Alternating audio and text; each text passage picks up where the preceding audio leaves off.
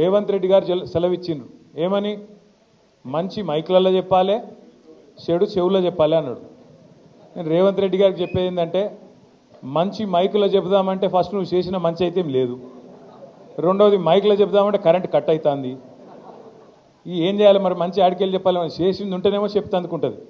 ఇక చెడు చెవుల్లో చెప్పుడు మొదలు పెడితే రేవంత్ రెడ్డి గారు నువ్వు చేసిన చెడు హైడ్రా బాధితుల నుంచి మొదలు పెడితే, భూముల మీద నువ్వు చేస్తున్న దౌర్జన్యాల నుంచి మొదలు పెడితే, ఇవాళ ఆర్ఆర్ ట్యాక్స్ నుంచి మొదలు పెడితే, నీ అవినీతి వల్ల ఇవాళ కుప్పగూలిన శ్రీశైలం సొరంగం నుంచి మొదలు పెడితే, మొన్ననే కొట్టుకపోయిన పెద్దవాగు నుంచి మొదలు పెడితే, లెక్కలేదు మునిగిన వట్టెం పంప్ హౌస్ నుంచి మొదలు పెడితే, చెడు ఎప్పుడు స్టార్ట్ చేస్తే నీ చెవిలా రక్తం గారుతుంది, యాది పెట్టుకోని చెప్తున్నాను నేను.